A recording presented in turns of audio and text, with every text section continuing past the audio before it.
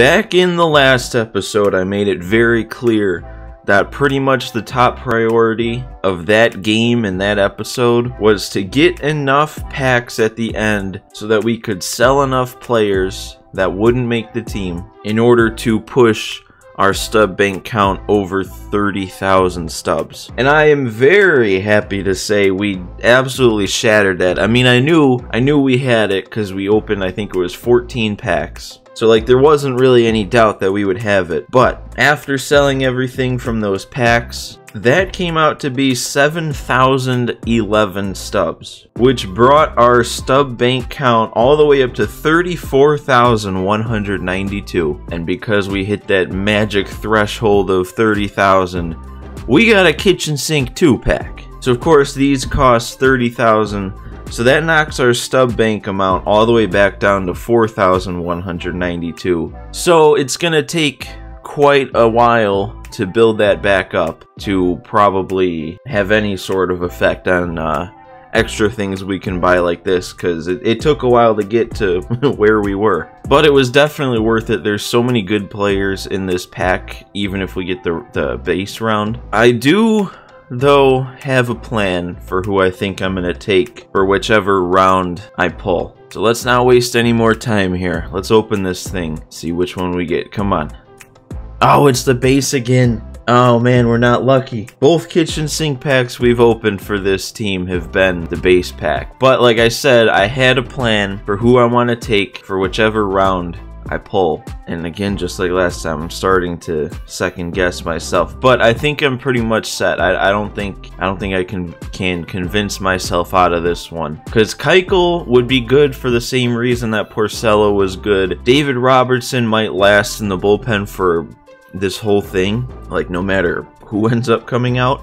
But I don't know. I feel like with the guy we could take, neither of these guys would be as good of picks as they might seem, because the guy I'm gonna go with is Eloy. And yes, maybe this is Sox bias, but like look at this guy's hitting. 125 power against lefties. This card is just, he's gonna destroy the baseball. And I don't know, maybe his fielding might hold us back, but we've had pretty bad fielding in the outfield for this entire pack attack thing that it really hasn't held us back as far as I can remember. So we're gonna lock it in here. Eloy is going to be joining the pack attack squad. I couldn't be any more excited. This is gonna be fun. And in case you were wondering, the guy I would have taken from the rare round would have been Longoria. So actually, just with how it's going to work out, no matter who we got, it was going to be Justin Turner getting the boot from our lineup. Because here's what I'm going to do. Yuli's going to move back to third. Matt Olson's going to move back to first. We're going to move Turner to the bench for Zimmerman.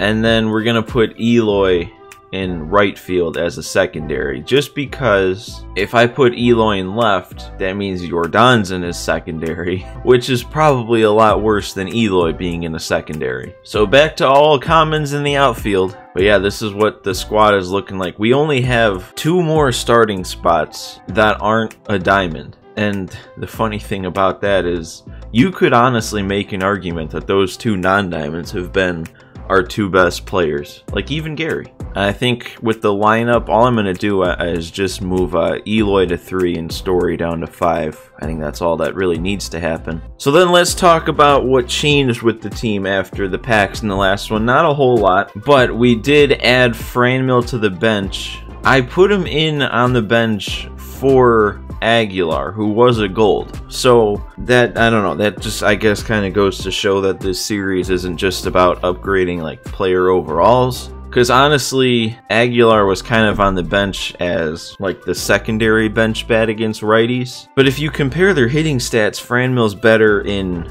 every hitting category that matters. So even though he's 5 less overall than Aguilar, Franmil's going to be on the bench, and who knows, maybe he should be our primary option against righties, because Happ is technically worse. And then the only other change to the team was I made the decision. We pulled Rodon in the last one. I wasn't sure if he was going to make the team over Julio.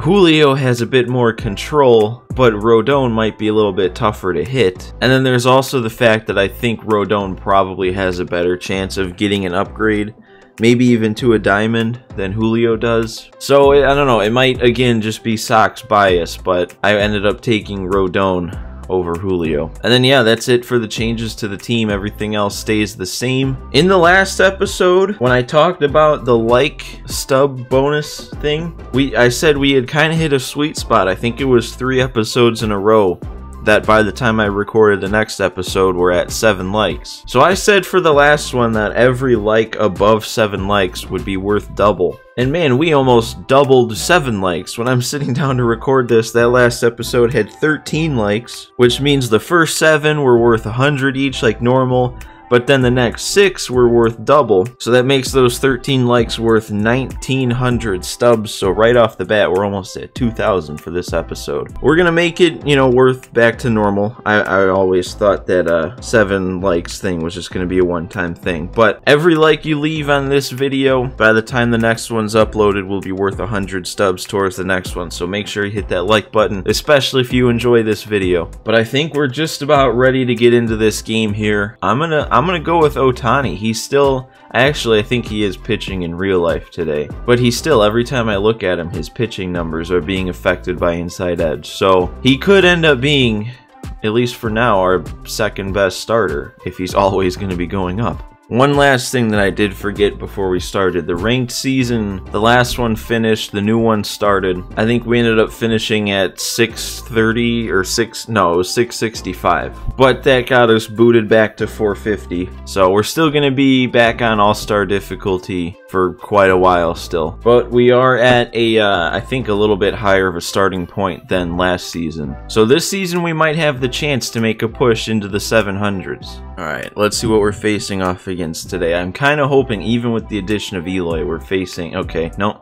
I was going to say I'm hoping we're facing a righty, but we got Keuchel to face. Which I guess, man, if I can't hit him, that would be a cruel way of the world to tell me I should have gone with him over Eloy. But yeah, I think everyone who has an inside edge today is going up against righties, except for Gary, who's going down against lefties. And then of course we have Ohtani, and it would have been more fun to hit with him against a righty. Well, that's a fun start. I missed like 2 pitches that caught plenty of the zone, and then that was just a really good pitch. Yelich, that's going to take advantage of the shift. Not the best swing at all, but a perfect swing for the D. We're going to go for 3. Is this a mistake? Oh, we're in there. Runner on third for Eloy's first at bat. Oh no, what? Alright, that sinker must have an insane amount of break, because that caught plenty of the zone for me to take it. I gotta start seeing that better. No, that's a check! Oh my god! This is off to such a bad start. Good thing I reduced the strikeout penalty, because man, this is ugly. There we go. Good first batter here, and man, if you watched my last March to October video, I am so afraid of my controller right now because it's making me dive when I'm not pressing to dive. There's something going on with my analog stick. Oh, come on, he can't be making contact on that. Ohtani's got he doesn't have the best control. We'll see how that plays out as this game moves forward. That is a really good swing on that. And Yelich ran it down? I did not think he was. Matt Olson with a nice little single. There we go. Gary? Oh, that's... No, what? Yuli, man, this guy is just absolutely destroying the inside part of the zone, to righties at least. And I'm turning on most of them, it's just nothing's happening. See, he's got Gary too, but he's got the diamond. I wish that diamond 89 Gary was pullable in packs. Yeah, we'll make him look silly with Gary. Look at that, 100% on a splitter. There we go. 2 strikeouts in a row to start the inning. Alright, get this in the dirt, Shohei. He'll swing. I told you he'd swing. Alright, this should be fun. Shohei's first at bat. Fooled on the sinker. Alright, I'm definitely noticing, man, this guy is working inside. Yeah, look at that. We're just gonna sit inside. Hopefully I can turn on something. I might need a perfect, though, with how good this card seems to be. And another sinker that fooled me. Yelich? That's gonna carry, isn't it? That has enough. Yelich takes him deep. Wall scraper, but we'll take it. And hey, man, Yelich is on cycle watch. We have a thing for cycles. 5,000 stubs. He's already got the triple and the homer. Oh, that is a weird pitch. That is, oh, wow. That takes some guts, but he executed it perfectly right on the corner. Is Eloy gonna get to this? Nice little test for him out there and right. That was good range. Alright, let's go back to the curve. Let's get it in the dirt, though. Oh, I that probably should have hung. I completely forgot to move the analog stick down. And we get Keuchel a little late. I thought he took the pitch at first. Olsen, that's a rocket. That's gonna leave too. Didn't spot that changeup as well as the one to Eloy. And man, I don't know what it is. I don't know if it's a Keuchel thing or if it's just coincidence. But all 4 of our hits so far have been lefty-lefty. My god, is Shohei just this disgusting or is this guy just not very good? Because this curveball, man, this guy cannot lay off of it. Oh, I mean, the curveball again, let's make this... he's going to be on. I guess that's a downside to Gary. Why did it take him forever, though? He's got good blocking and a good arm, but I guess that's the situation where fielding comes into play. Oh, and that ruined the perfect game, didn't it? I didn't even think about that. There we go. That's not going to end in a drop third. Oh, was that... hang on. Was that a 4-strikeout inning? And Ohtani draws the walk. That was borderline. I wasn't sure. Alright, Yelich back up again. This could be big.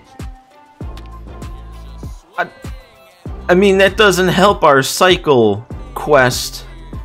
But I will take that. 439 feet. Another lefty-lefty shot. It's going to be a 4-0 lead, and this guy might be done. We're not going to accept that now, are we? And yeah, there he goes. What's it gonna take for all of our pack attack games to start actually making it to the end of the game? I've done this once before when I was curious, but I never actually like put it in a video. But I've calculated how many innings our average game goes. And first of all, for anybody who has looked at this before, for some reason this inning column isn't actually innings. It's basically like outs. Like if you divide this by 3, that's how many innings you've played. And how I figured that out is when you go however far it is to find innings pitched. There it is, innings pitched. It's a third of what that first inning column says. So I don't know why it's like that, but we've played 86.1 innings, so let's just say 86 innings. Divide that by, we're 16-1, so 17 games. Our average pack attack game so far this year, in the first 17 games, lasts just 5 innings. It's 5.05 innings to be exact. Which, I mean, on one hand, that's a good thing because we're playing well, but on the other hand, like, man, let's get some full games. Alright guys, here's the final tally. We had 4 runs, so that's 2,000 stubs. We got 16 total bases for 4,000 stubs. Drew a walk for 250. We got to 5 hits, so that's 500 stubs. Yelich had his multi-homer game, so that's 2,000 stubs. Our 3 strikeouts in the first inning, though, is negative 300. And then on the mound, Ohtani didn't allow a run, so that's 3,000. He also didn't allow a hit, so that's another full 3,000. I wish that game could have made it to the 7th before he quit, because then we could have called it a no-hitter. Struck him out 9 times for 2,250, and then the complete game is 1,500. The complete game shutout is another 1,500. The win is 1,500, and finally winning by a quit is another 1,500 stubs, bringing our grand total for that game to 24,600 stubs. So man, if that game could have gone a little longer, even without the Ohtani no-hitter, we didn't need many more good things to happen to get another 30,000 stubs. That would have been kind of cool to get another one of those kitchen sink packs, but it's fine. 24,000 is still plenty. Alright, so this is what I decided to do for the packs. I feel like there was a lot of episodes in a row there of just getting show packs trying to build up the stub bank, so I wanted some headliners this time. I could have gotten 3, but I figured, you know, if I struck out on all 3, then it'd be really bad. So we went with 2 headliners, 6 show packs. That came out to be 24,000, so there's 600 stubs left over, so that gets sent to the stub bank. And man, honestly,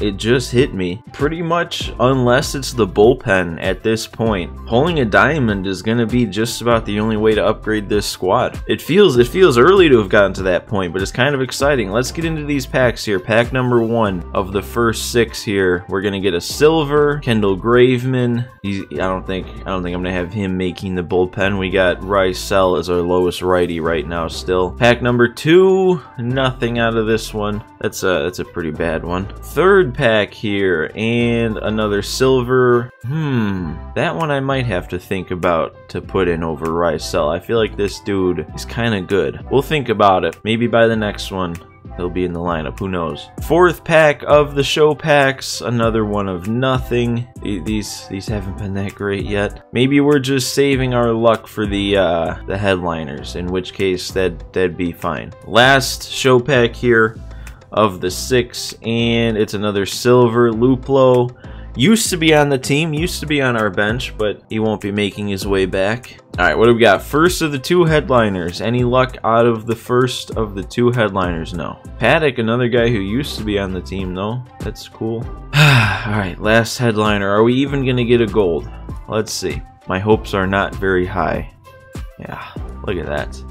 Look at that. Look at how bad that was. That has the potential to be the worst pack opening at the end of a video yet. Not even like a gold collectible thing or anything like that. And then 2 silvers out of the headliners. That's rough. But hey, that's another game and another win in the books for Pack Attack. I feel like I say this every time now, but this is definitely what I have the most fun doing on my channel this year. And I'm really looking forward to see how this series ends up by the end of the year. Because, like, if you think about it, we're still at the beginning point of this series. Like, I know we're, what is this, 15 episodes in now? But, like, if I keep this up, you know, all the way until, like, next February or whenever the next game would come out, we got a long way to go in Pack Attack. And it'll be really exciting to see what everything's looking like. But anyway, that's gonna do it for this episode. Make sure, again, you guys hit the like button on this video to give me 100 stubs towards the next video's packs. And if you're not already, subscribe to the channel. I'm going to be opening, not for Pack Attack, but I'm going to be opening 500 packs when we hit 500 subscribers on the channel. So if you need some sort of incentive, maybe that'll be it. But that's going to do it for me in this one. I hope you guys all enjoyed,